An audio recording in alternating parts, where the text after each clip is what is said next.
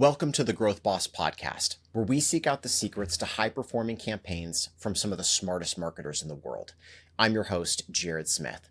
Today I have Ryan Sullivan with me, and he's going to teach us how to replace your marketing with a podcast in 90 days. Ryan is the founder of Podcast Principles, where he helps business owners use podcasts and videos to bring in leads and grow their businesses. Since 2020, his team has worked with over 2,000 clients, creating content that has reached more than 15 million views and 500,000 podcast downloads. He works with law firms, finance companies, and service businesses that want an easy and repeatable way to share their message. Ryan's team takes care of the editing, short clips, and posting, so business owners don't have to get into the weeds. His goal is to make content creation simple, fun, and effective. Ryan, thanks so much for being here today. Oh, Jared, thank you so much, man. Very excited for this. I'm a fan, so let's see where it takes us. Sounds good. So where does a business owner start if they want to use podcasting to replace their marketing in 90 days? Yeah, so if you're a business owner and you want to use a podcast to replace your marketing, the first thing you're going to want to know is why. So that's where I would start. We could take that wherever you want to take it, but there's a lot of reasons to start a podcast. There's also a lot of reasons not to start a podcast. And like anything you do in life or business, if you put your all into it and actually dedicate yourself to it, it'll work. But that's really the only way it's going to work. A podcast can do a lot of things for you, but it's best if it's doing one thing really well. The analogy I always use, because I came from the automotive world, is, a race car is a race car. It's not going to also travel off-road, right? It's like, pick what you want this car to do. If you want it to go really fast, great, let's optimize it to go really fast. If you want it to drive off-road, okay, let's optimize it to drive off-road, but then it might not be as fast. So I think a lot of times when it comes to business owners and podcasting, I think they see other business owners that have big podcasts and go, oh, I need to do that. But those aren't really business owners. Those are influencers, right? Yep. And so that's why I start with that distinction. Is this a podcast for your business, or is this a podcast for you? And those are two very different podcasts. So that's where I start with everybody. I love that. That's a great place to start. You've obviously walked through that with a number of clients over the years, thousands potentially, right? So what should it be? You know what I mean? Like, walk me as a business owner through that conversation, because I know for me, it's interesting. I wanted to do it because I wanted to engage in interesting discussions. I wanted to grow my influence. My goal wasn't to promote my own business. I haven't promoted my business. I think 99% of people have no idea what I actually do for a living that listen to this podcast. And I'm fine with that. I'm just here to have a good time, meet cool, interesting people, have really great discussions that I wouldn't normally have, break outside of my SEO bubble that I live in, and learn about things like podcasts or email marketing, LinkedIn, whatever it may be. So, I probably had a little bit of an unconventional why goal, which was just to grow my influence and have fun. But I think most people are like, no, actually, if it's not producing an ROI in 12 months, then maybe I'm not doing something right. So walk us through what that should look like, what that conversation should like, with the business owner. Yeah, so I think let's start with the podcast is you, and you are the podcast, meaning whoever is on the podcast. Like in this case, Jared is the podcast, right? So there is no like podcast versus you. It's just you, right? Yeah. Same thing with a business. I always say I can't fix your marketing if I can't fix you, right? I can't fix your podcast if I can't fix you. So that's where we start, right? We start with why am I doing it? Then that's a conversation. Then we go to, okay, we got through that. We realize it's the right fit. Podcasting is the medium. The results you expect matches the intention we put in. Okay, great. Now it's what type of podcast is best here, right? Yeah. And so in that case, if you're somebody like Jared who likes to learn from people, who is down to kind of take the back seat and have the guest maybe be more so the forefront of the podcast, then okay, maybe an interview podcast might be right for you. If you want to be the one asking the questions, right? In this case, like, of course you're putting in your 2 cents, but you're interviewing, right? So that's an interview podcast. Then we have what I find is like the hardest one, which is solo. That's where you just talk to the camera like a YouTube video. For some people, it's very easy. For some, it's hard. For some, it's in the middle. I suggest doing some of that no matter what, which we can talk about. But that's a brutal avenue. But hey, listen, you're the person on camera, so that you're the person that they're always coming back to watch, not just the guest. And then let's get to the one that I have fallen in love with because my clients have proved that it to be so successful, which is the best of all worlds in my opinion, which is co-hosted. So in that case, you have two hosts, right? One interviews the other, maybe they bring on a guest together, but really every week they're covering topics, they're going topic by topic, and then they'll have 5 episodes on one topic, and each time they cover a different angle, or they go deeper, or they go more broad. So that's one that in the last I'd say 2 to 3 years has become really popular. When I started this, it was all mostly interview. It was and which still happens today, right? You think podcast, you think Rogan, you think Tim Ferriss, you think interview, you think Call Her Daddy, you think interview. So, but podcasting now is very amorphous. It's audio, it's also YouTube, it's also on your TV, it's also on your phone, it's a little bit of everything. But yeah, those are really the 3 main formats. And listen, don't get me wrong, you could do a mix of all 3, and I've seen that work too. Yeah, absolutely.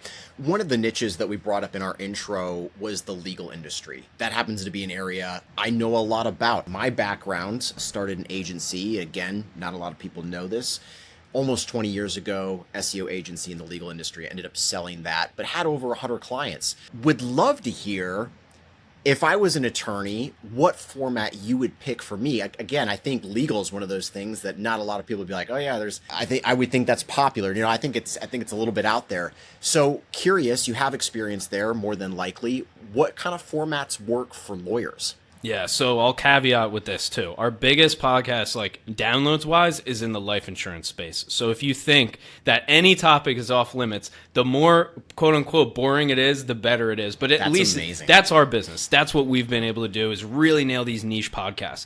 Back to your question, law firms, law firm owners, lawyers, people in the law industry, right? When it comes to that style, there's a few different types that I've seen work. The first one is a version of what I call a client interview, which is basically take all these people, imagine this, you do titles and you do maybe law for real estate, and then you maybe do, some family law, who knows, it could be a larger firm. In that case, you have a ton of clients. What you're doing is just bringing those clients, those real estate investors, those construction companies, those local businesses, and you're just bringing them on and interviewing them.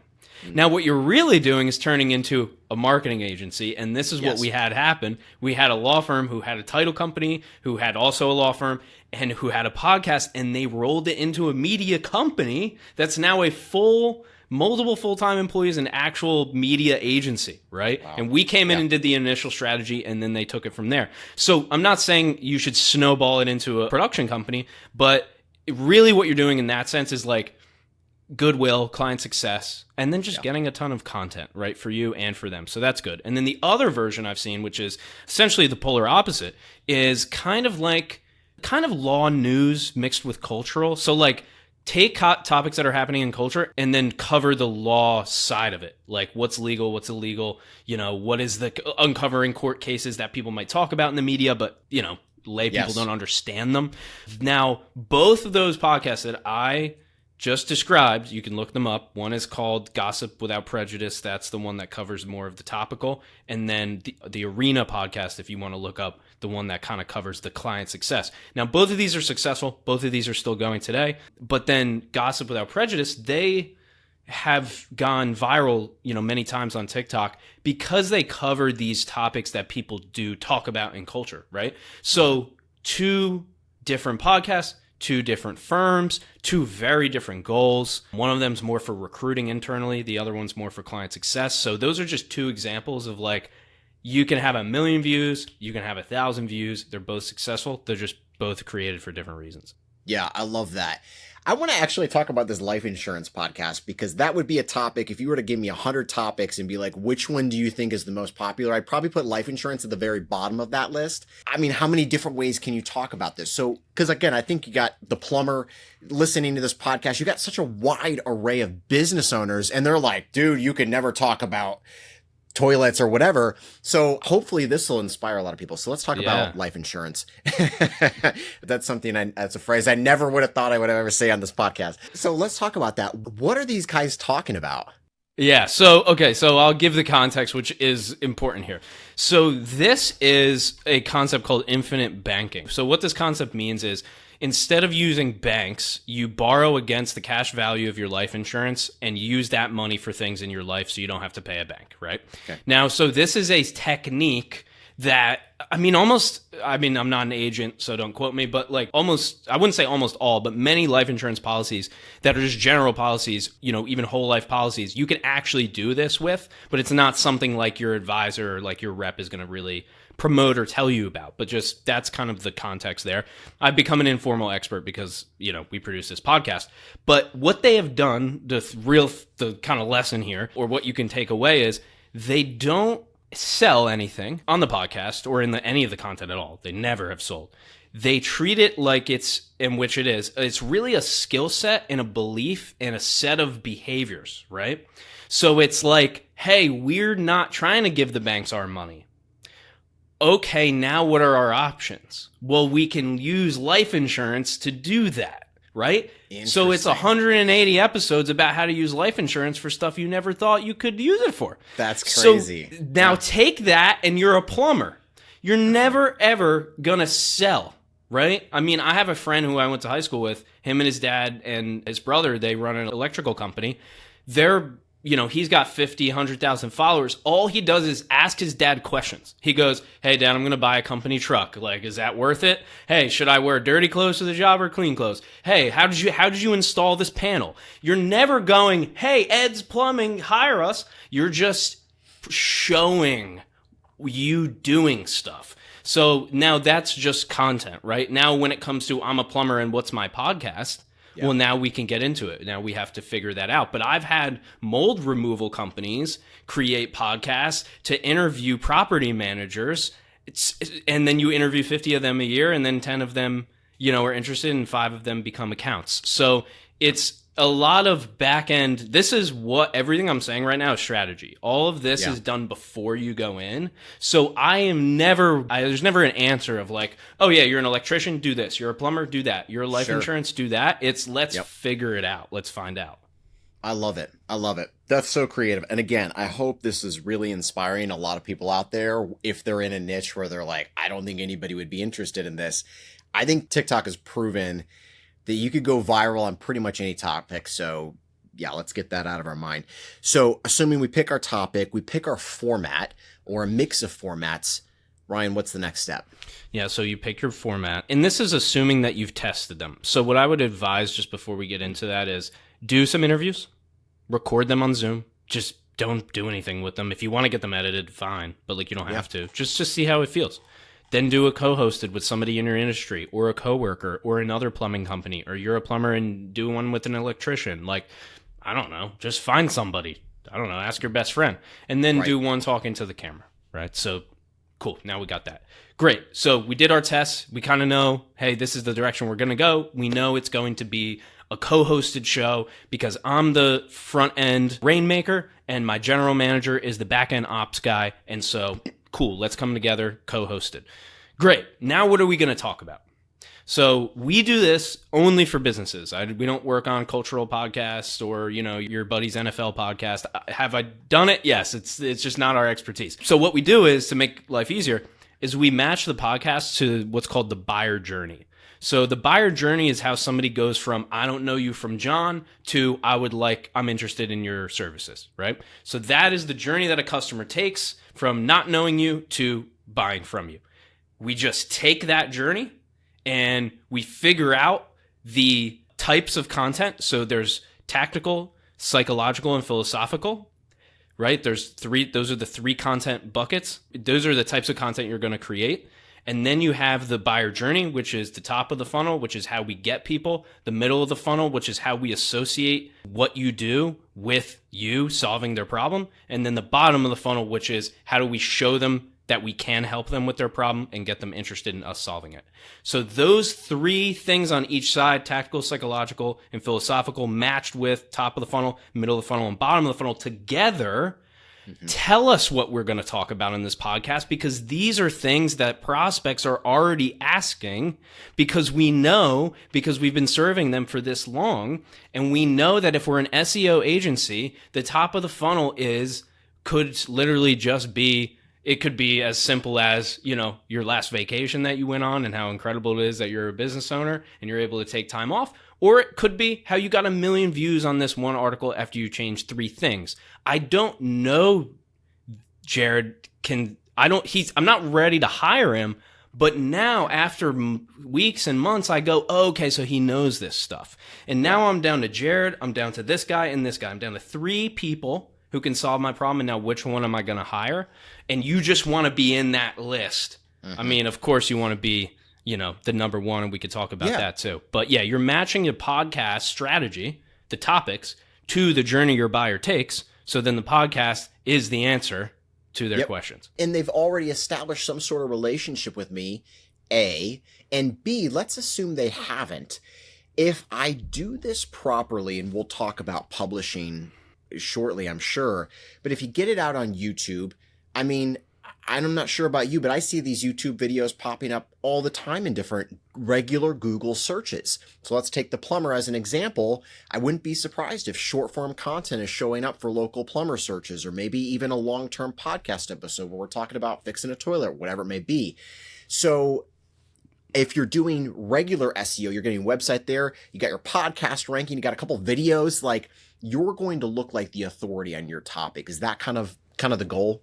Yeah, that's one of the goals for sure. And, if you want to go into, public speaking, or we have clients who are accountants who also help accountants start their own firm because, they're so successful that now they can teach the thing. So that's another avenue, right? And the PR side and doing that. But when it comes to search specifically, we're talking like somebody Googles something and then your YouTube short is there or your video is there. For us, it would be how do podcasters make money? We'll appear for that one. How to hire an editing team? We'll appear for that one, right? So now this is done by me recording the content and then afterwards titling it in a certain way, packaging it in a certain way, so then it appears in that search result. Local is a little bit of a different game, of course, and more difficult in a lot of ways, but it does work for that too. Okay, very good.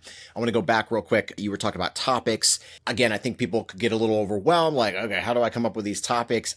I would imagine you're just dropping this stuff into ChatGPT, right? Like, hey, here's, middle, bottom of the funnel, top of the funnel ideas, or is there another process that you're going through? Yeah, so first I'm going to extract it from the founder.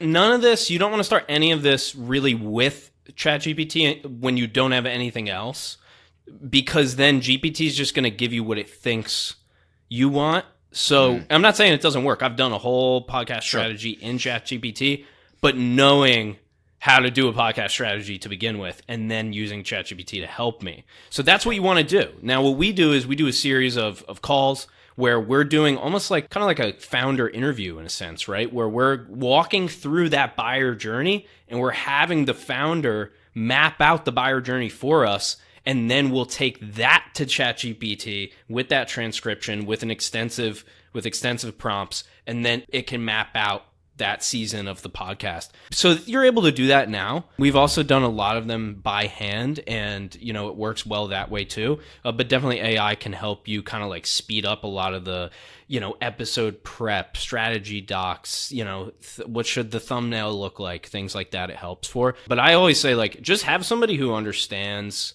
podcasts for business or YouTube for business, and then they'll be able to kind of help guide you with this strategy, and then AI can just help kind of speed it up and save time. Yeah, I love it. And you mentioned you can have your entire season kind of planned out for you. Again, guys, this doesn't have to be rocket science. I love it. So Ryan, what's the next step after we get the season essentially lined up for us? I love how linear this is. This is great. This is awesome. Normally it's all over the damn place. So no, this is good. So even I have to remember, okay, what are the different steps here? So we have that. And then what we're going to do is figure out logistics of recording now. So in our case, we have a thing called 7 questions. That's how we start to kind of tease why are you really doing this?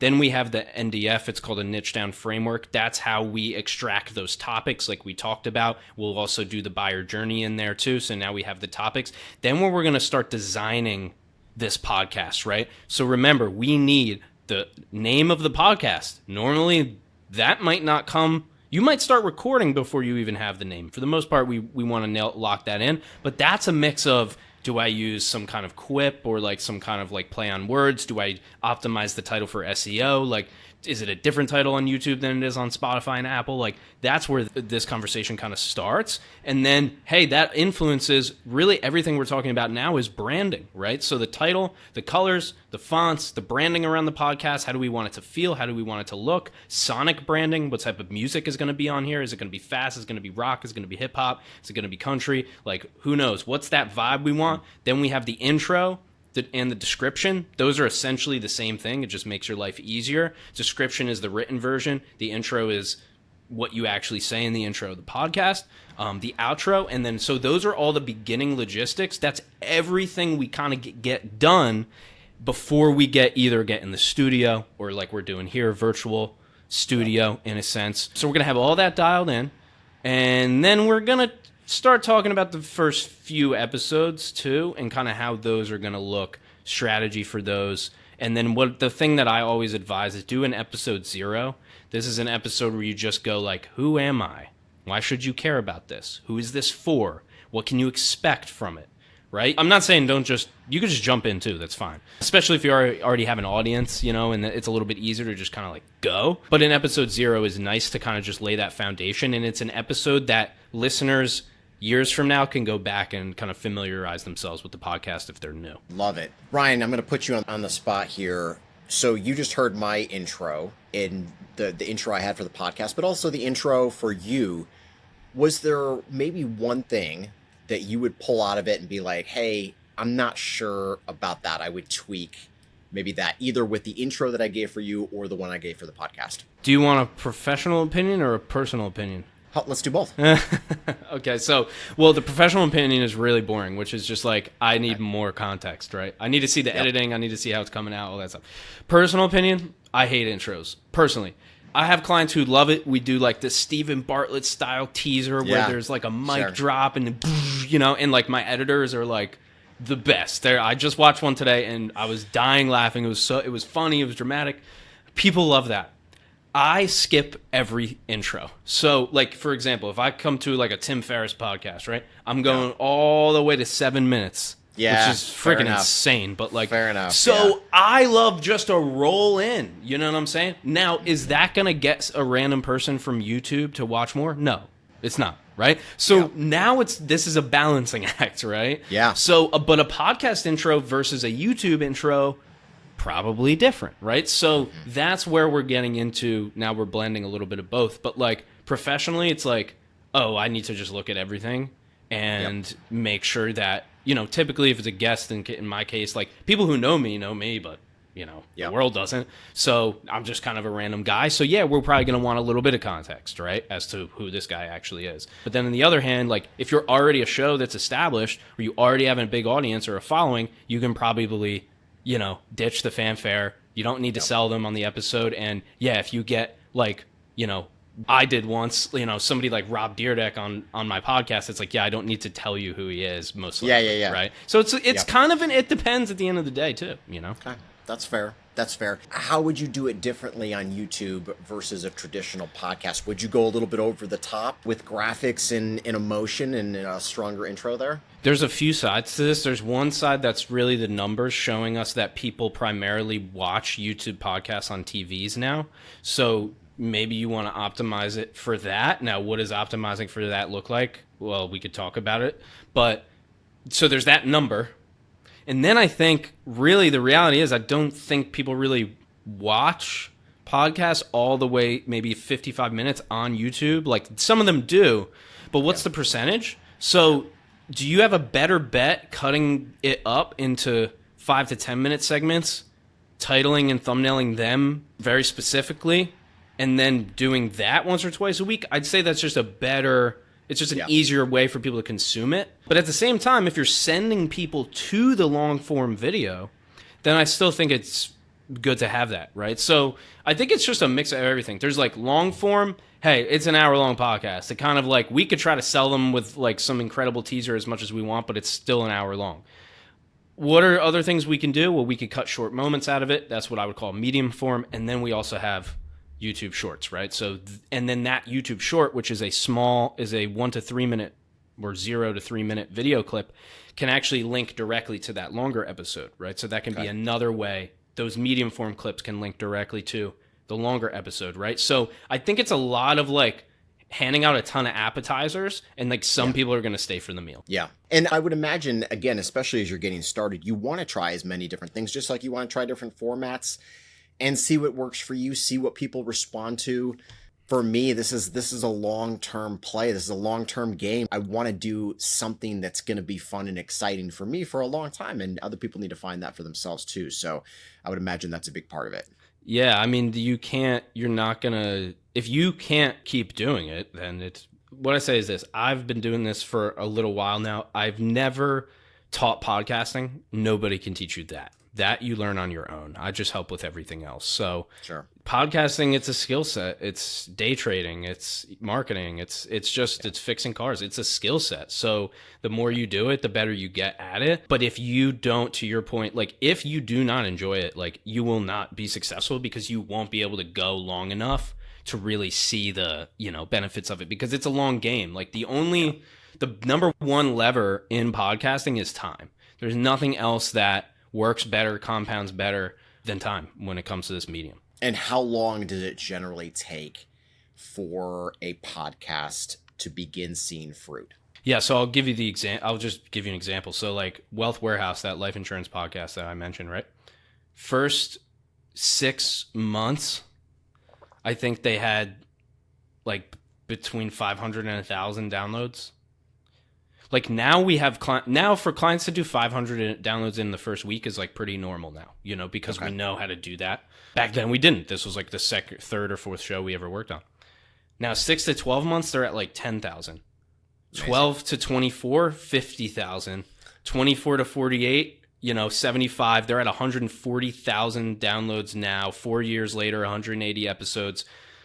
5,000 listeners, 3,000 downloads a month, So if they would have looked in that first 6 months, listen, if I would have looked and been like, oh, yeah, guys, keep going. But, like we're let's just keep going and see. I don't know, but they had the faith. We had the faith because we did the strategy, and they didn't question it. They did not question it at all. They just kept going, and they said, we're just going to keep going, and so they had a military background too. Of course, that helps, with that kind of discipline. It's a very disciplined, heavy game. But yeah, it can be very fast. It can be very slow. It literally depends, but it's a lot of what do you already have, like audience wise, and then what do you have the appetite? Like, can you get 100 short form clips before you launch? And then you have like a campaign that you run for the first 60 days. Okay, you're going to get more. Mm-hmm. Or you're like, no, I'm good. Like I just do this to give my clients something to listen to. And if I get 50 downloads, I'm happy. Well, then you got results immediately. Yeah. It used to be like, I'm really creating this for my prospects. Now more of my clients listen to the podcast. Yeah. And that's a win for me, Yeah. So. Absolutely. I love it. Okay. So once we've nailed down kind of the strategy for all the nuances of the podcast, is the next step to kind of start shooting and editing, or where do we go from there? Yeah, so now we're going to start recording. You want to batch, meaning do as many episodes in a short amount of time as you can without sacrificing the quality. We've done a season in a week. We've done a season in a month.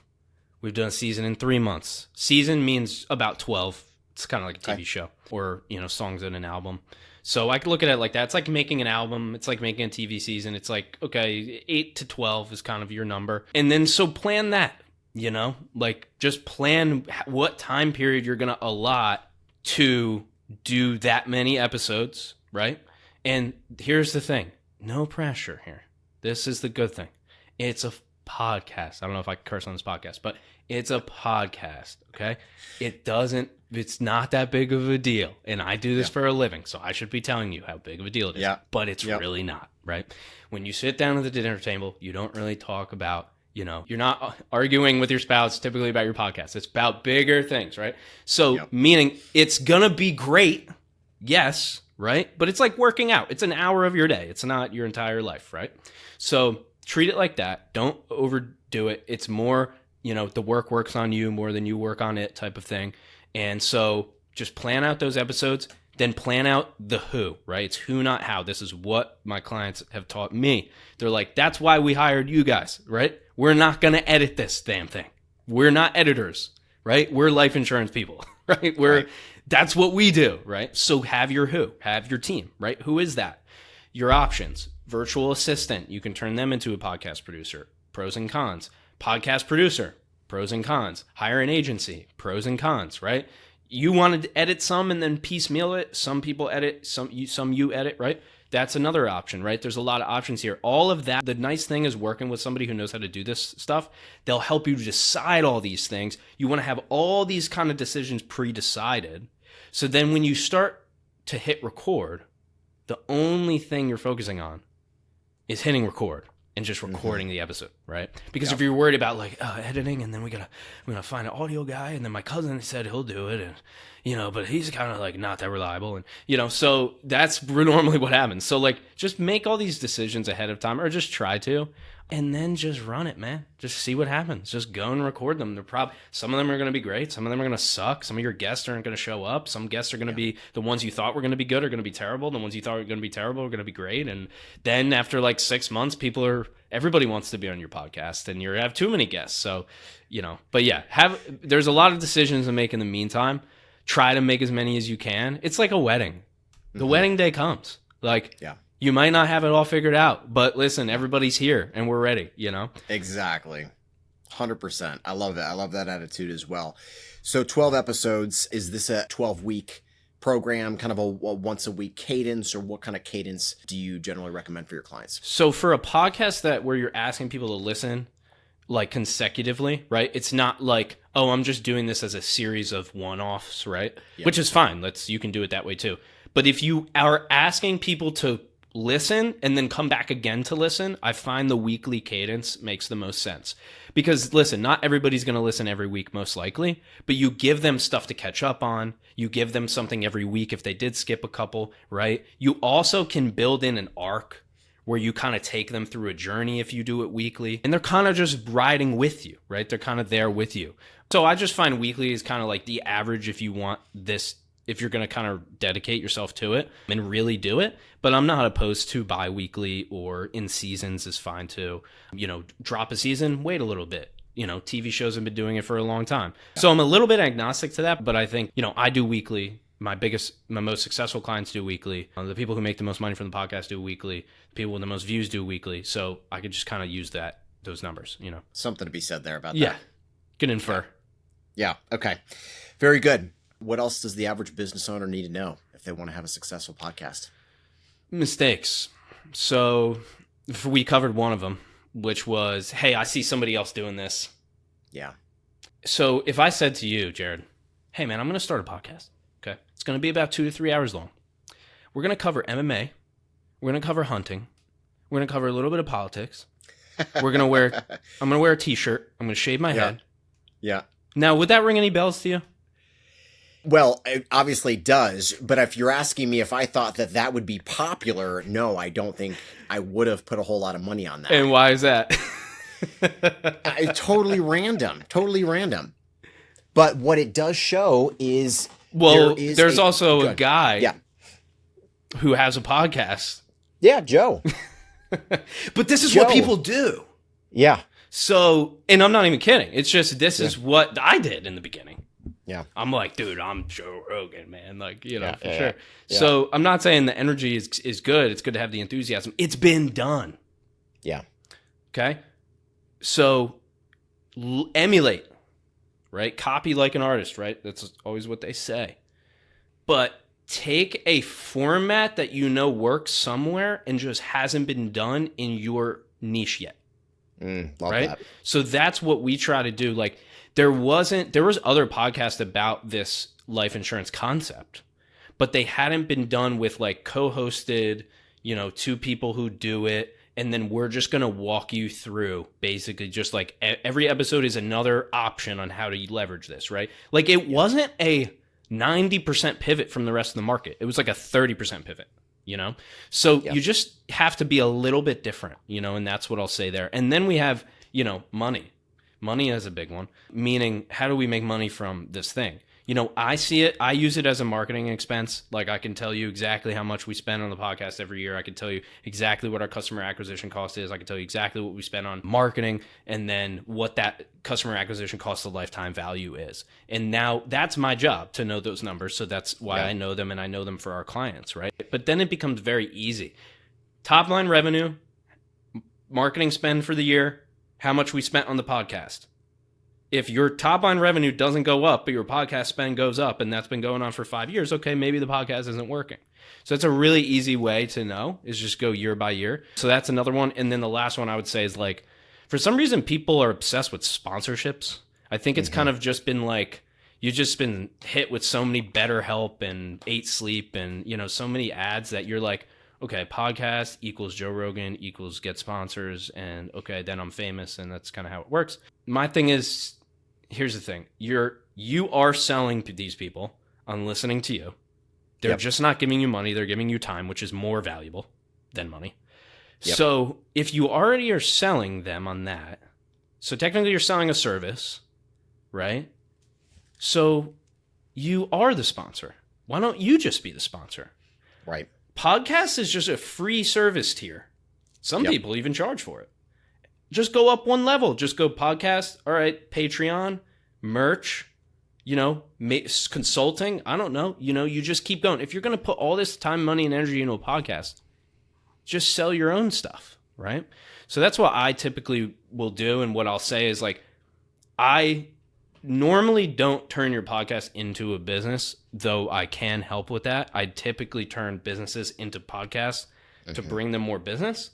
But if you are going to put all this time in, you know, and especially if you already have a business, then, you know, be your own sponsor, use it to grow your business because you're already putting so much energy in there and you're already selling somebody and asking them to trade them their time, you know, in exchange. So those are a few of the big ones that just like always come up and I try to just squash them right away.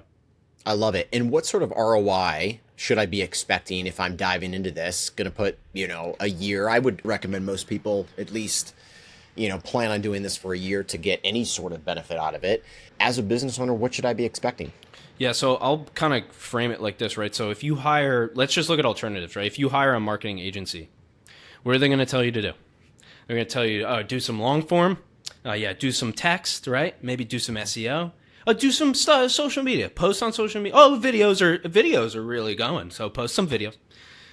Okay, guess what? You don't have to spend waste $60,000 talking to them. Right. Just do it yourself. 4 podcast episodes a month. An average of 5 clips per episode. That gets you 1 video clip a day, 5 days a week, and then 1 social media post per day. It's called the 4-5-1. So 4 podcast episodes a month, average of 5 clips per episode, 1 social post per day. The 4 podcast episodes a month, that's our awareness, right? Because those are the source, right? That's how we know. That's the center of the universe for the marketing, right? If we do those, we have everything else. Yep. The 5 clips, that's connection, right? That's people seeing you do stuff and talking about it, right? And then we have conversion, which is the social posts per day. Of course, you still have DMs and you still have email lists and things like that. But now you've basically replaced a marketing agency. You've done everything they were going to tell you to do anyway. Yeah. And then after 6 months, they're going to say, "Hey, just wait a little longer, and then we'll get the results." You don't even have to do that. You can just own it. Like when I leave a client or they leave me, it's because they just own and run the system now. There's nothing else for me to do, and I go like this, and then it's great. We got the case study. Nice. Now I can go help somebody else. It's not a retain you and keep you, right? If you run somebody else's system, you're renting their system. I say own your system. Yes. And you're going to invest time, money, effort to hire somebody anyway who might suck. You might as well do it to basically hire yourself.